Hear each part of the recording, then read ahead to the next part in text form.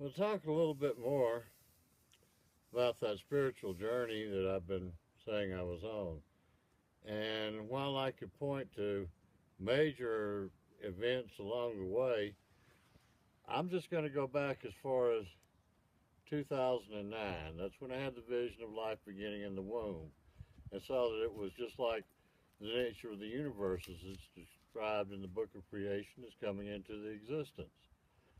So, to me, we have the nature of the entire universe within us in a smaller scale. That is the nature of creation, and creation's God. It is inescapable to me, but they want you to believe you don't have it. Now, along about that time, I started to have other visions too. I had a vision of a Native American, and she was a medicine woman. What she said to me, and the events that took place after that, really gave more impetus to where I was going, what I was going to do. I feel people sometimes before I meet them, by spirit. Well, by happenstance, I left out from Montgomery, Alabama, to Fort Walton Beach, and I thought it was just going accidental that I found a place I decided I was going to rent and stay at for a while, in a place called Lillian, Alabama. When I walked into this place in Lillian's Cafe and Coffee House, the gal behind the bar, it just kind of floored me. She was just exactly like what I had seen in my vision long before I got there. I couldn't figure a lot of this out along the way. I know that at one point it was on October the 28th, 2011. And one of the persons that analyzed the Mayan calendar said that's a significant date in the Mayan calendar, but at that time, I had an experience that was like being a part of the most sacred name of the Most High God that they commonly try to mispronounce. And I found out from that personal experience, you can't pronounce the name with your mouth. It is a statement of shared existence. For it to be pronounced properly, you have to meet up the four elements, which are two male and two female, represented by the letters in Hebrew that correspond to English YHVH. It's not Jehovah, it's not Yahweh. If you try to pronounce the name, then you become guilty of having God on your lips, but not in your heart. Because in your heart, when you find this, it is a statement of shared existence with others. That's all it can be, all it will be. And you got plenty of people out there going to make something out of it it's not. When they make something out of it it's not, it's called a lie. But then, it's in that poem, If, by Rudyard Kipling, one of my favorite lines, if you can bear to hear the truth you've spoken, twisted by knaves to make a trap for fools. Well, twisting of the truth, telling part of the truth, not telling you the whole truth, mixing the truth with lies and things like that, they're good at that. The ones that want to keep you under control and under their thumb and all like that. To be free, though, is to be independent. How many people out there are actually independent? I'm not. I'm dependent on the retirement checks I get and that money still being able to buy something. Is the time going to come when it won't? I've had a vision about that too. Time will come when it'll take you a day's wages to buy a day's food, just like it says in the Revelation. There's problems with this planet. We're poisoning it. We're led that way by the corporations that don't care so long as they line their wallets and they secure them their places. They got plenty of money. They got it out of your pockets. The whole monetary system is designed to rob you. That's all it's designed to do.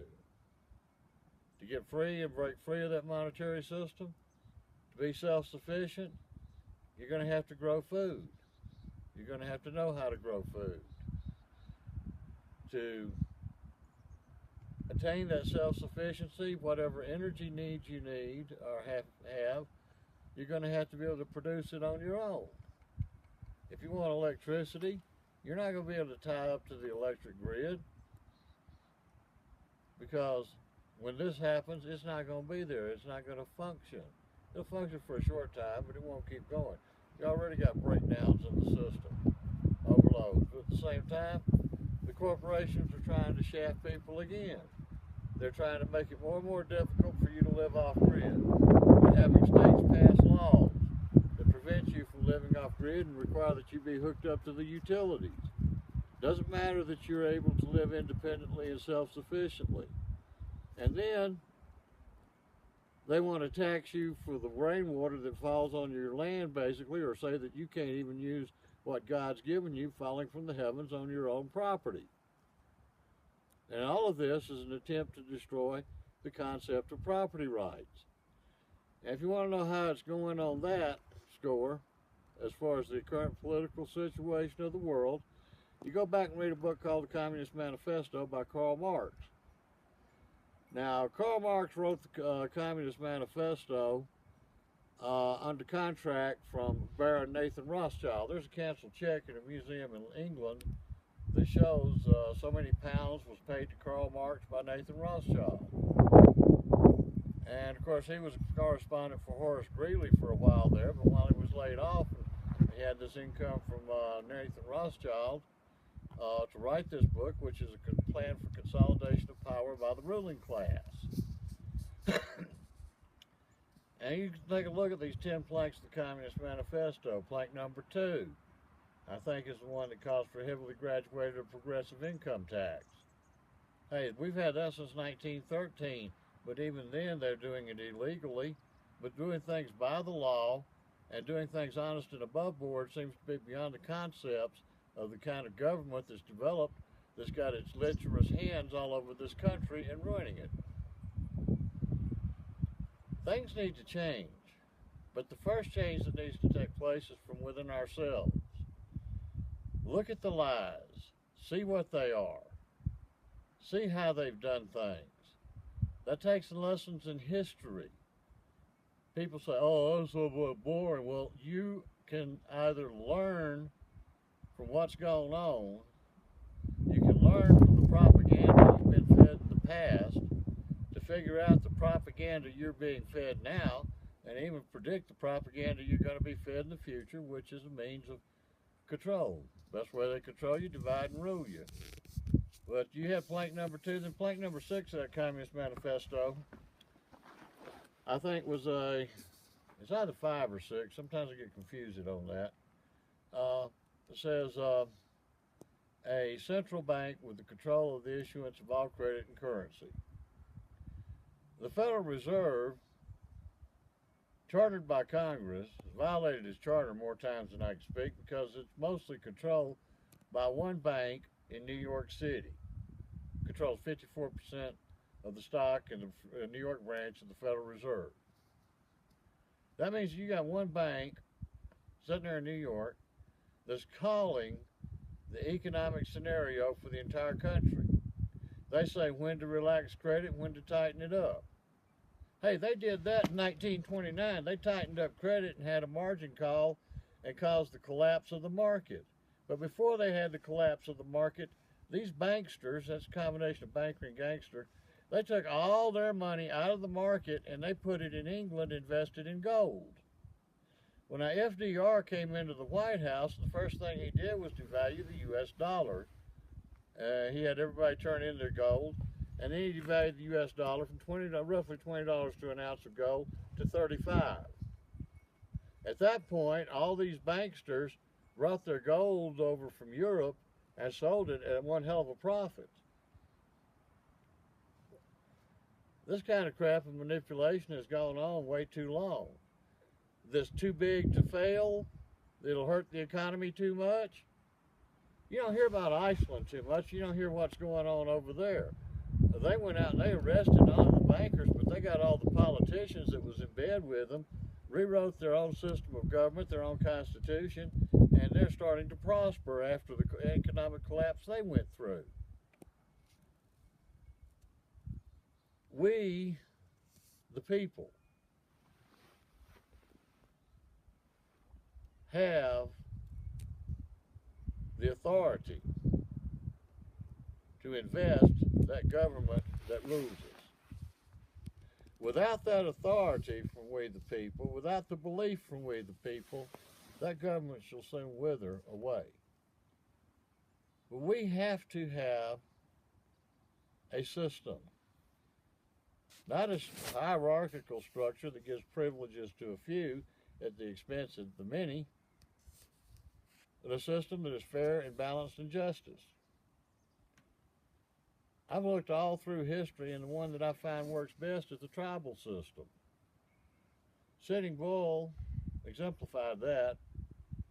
It wasn't very popular in the eastern United States because it wasn't long after he wiped out that psychopath Custer at the Little Bighorn, and he was brought east as part of the Wild West show.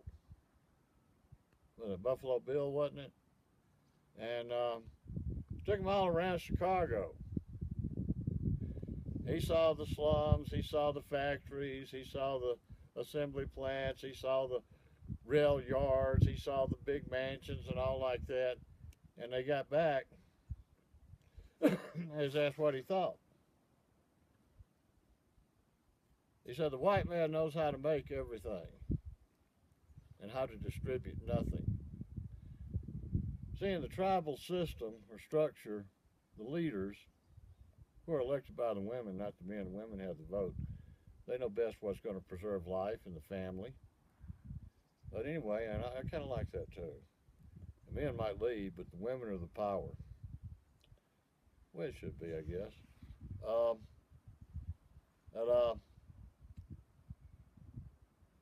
Sitting Bull said the chief in his village does not eat till the orphans and widows have food on their table. How long has it been since we've had leadership like that in this country, or have we ever had it? I can think of certain examples of people that have fulfilled that bill. I can't think of very many that have done it lately. There has to be change. There has to be change because there's plenty for everybody. There's plenty of space on this earth for man to grow, for man to become. But to do that, that change involves getting away from the warfare, the hatreds, the killings. You want to sow something good so you can reap something good. If you sow hatred, jealousy, greed, malcontent, how the hell do you expect you're going to harvest anything good out of that? You tell me and we'll both know. If you sow love, joy in life, happiness, understanding, caring, that's a much more bountiful harvest.